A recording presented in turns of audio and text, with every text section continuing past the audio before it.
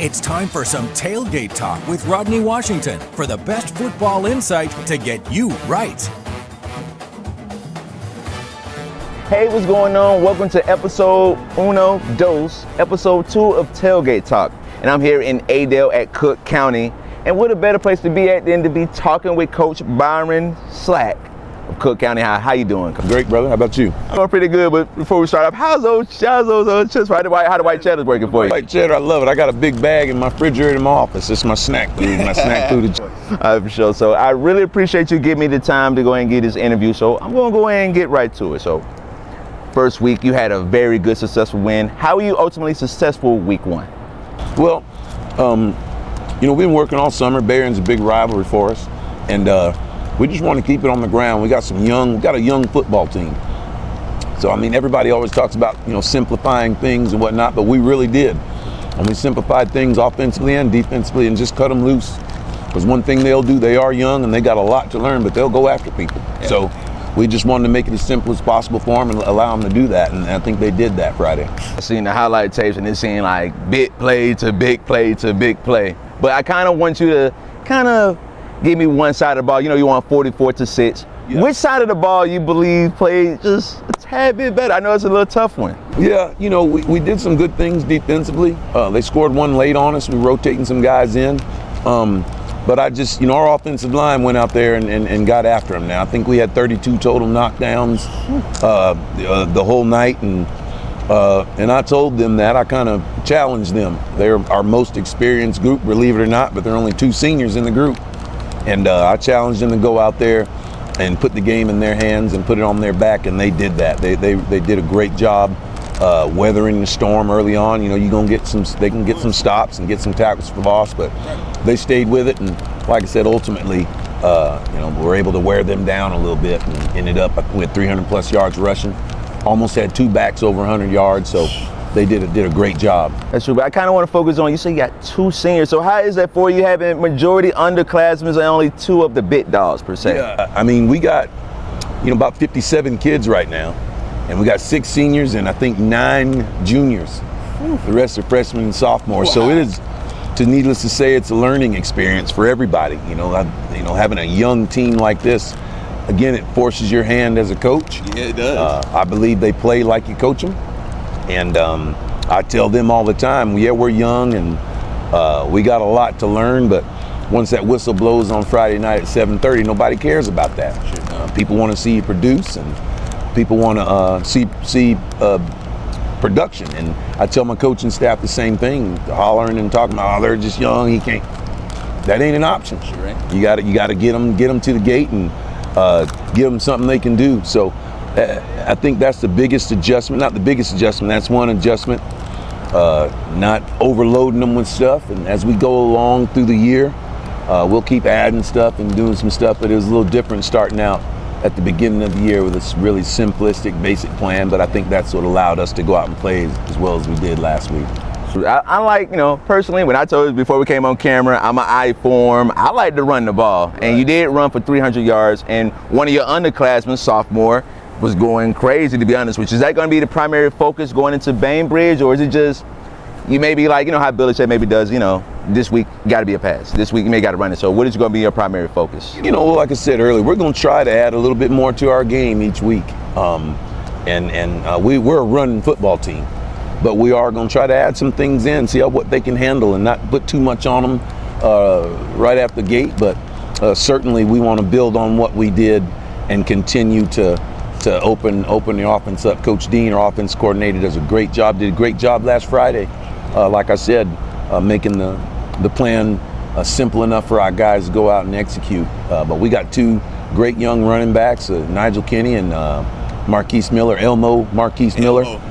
He'd have been over 100 yards. He had a big run called back. If not, both of them would have been 125, 130 something plus yards on the night. So we're excited about that, and we're continue to build on them, but also try to get a little bit more of a balanced attack. I know you hit his line so many times. Cook was cooking. Like right. I know you heard that plenty of times, but I'm going to go ahead and shift to the TV going up again next week, and it's going to be Bainbridge. What is going to be the primary focus going against this team? Well, they're huge up front on offense. And they got two great running backs, two good running backs, very similar to us. They're speed guys and whatnot. And they do a little bit of two-back system where they got tight end / H-back. They move him around. So we're going to just try to meet them up front. We're a little small up front, but we like to move around, so we're going to do that. And I always believe if you can stop somebody from running the ball, you got a really good chance of winning. So that's always our primary focus defensively. And again, we're just going to get out there and get lined up, try to get lined up and be in the right spot and give ourselves a chance when the whistle blows. So true. So I know you don't want to give me the whole thing, but when them players go out right before they about to go out and go do their thing on Friday Night Lights, what is, kind of paraphrasing a little bit, like what are you going to tell the players when they go out for week 2, trying to go 2-0? This group is very young, and I tell them, one, they get bogged down with trying to learn the game and whatnot, and it's, I say, relatively new to them. So with them, I've just been telling them, hey man, we want to try to make practice harder than the game. And when on Friday night at 7:30 now, it's time to have fun. Right. And I joke with them all the time and say, us coaches make this not fun.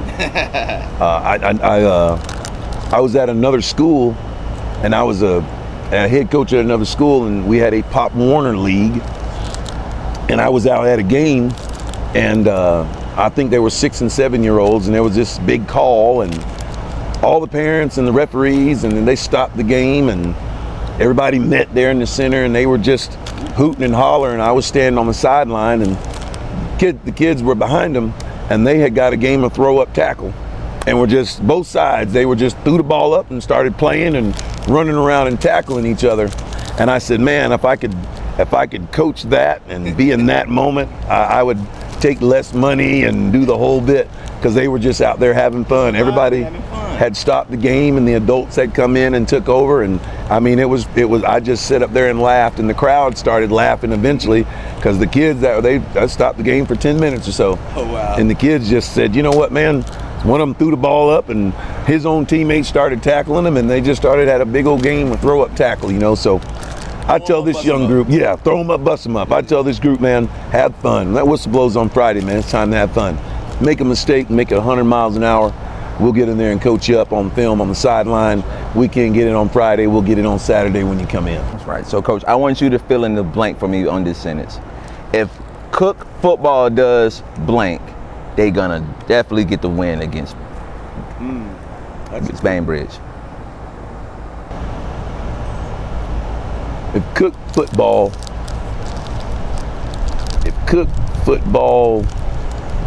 worries about themselves and gets a little better than they were last week, I think we have a shot. I know they're a great program, great lineage, a couple classifications higher than us, but I just think if we can be a little bit better than we were last week, we give ourselves a chance. I kind of want to speak on the play of the week at QB, 70%. I mean, if we was in school, that's a C. Like, you're passing classes doing that. I kind of want you to speak on your QB play from week 1. MJ Tippins is a special player. Again, he's young too now, and he's got some tools. He's got a unique skill set that, man, it's only going to get better. He can throw it, he can run. He's a legitimate dual threat kid. And, as I stated earlier, we're going to continue. I wish in an ideal world we'd have got him more reps on offense last year, but he was a starting safety and starting wide receiver. We had a great quarterback in Drew Folsom that left here and all-time lead in everything. But MJ's got a little different skill set. And as the year goes, if he can continue to get better and work his fundamentals like he does and continue each week, the more we put on him to be able to handle it, he's a different kind of cat now. So, and we're excited about that. Coach, I kind of want you to focus on your team a little bit. Can you give me, in your opinion, not saying they're favorites or whatever, but just key players to watch out for this week? Our team, key players to watch out for, again, that offensive line now. Okay, they were mashing people. Let's talk about it. I like the way they're playing. We challenge them. And, they're a unique group. We're a smaller ball club. So they take every rep during practice on offense and defense to give us a look. So watching out for them. Of course, like I said, the two young running backs are We're going to continue to feed them and see what they can do. That's offensively, and then defensively, we got 2 outside linebackers. I think they're as good as anybody around. And Carter Morrison just moved him from D-line to outside linebacker, and Terrion Jones. So them 2 guys are kind of our at outside linebacker. We ask a lot of them, and I think they do a lot. They're both very active and violent kids, and I watching out for them. Okay, Coach. So I kind of want to end it on this type of tip too. This is tailgate talk. So Right. if you was tailgating on a weekend, let's say like you parlaying or something like that, how you tailgating? Like, what's your primary food of choice, Coach? My primary food of choice, man, tailgating is tough because I'm a pizza guy now. I love pizza. Oh, me too. I get me a good pizza out there. I'm a pizza, and of course. Now, I put you on the spot now. Okay, like, what's your favorite toppings, Coach? Like, what them toppings going for? I like spinach, Okay. and I'm an everything guy. Okay. But I like spinach. I like vegetables and meat on my pizza, so I get it all the way. And I like the pineapple deal, man. Putting the pineapples, the pineapples, the Canadian bacon and pineapple stuff, man. A lot of people don't get into that, but I love it, man. I love it. I'm a rib guy.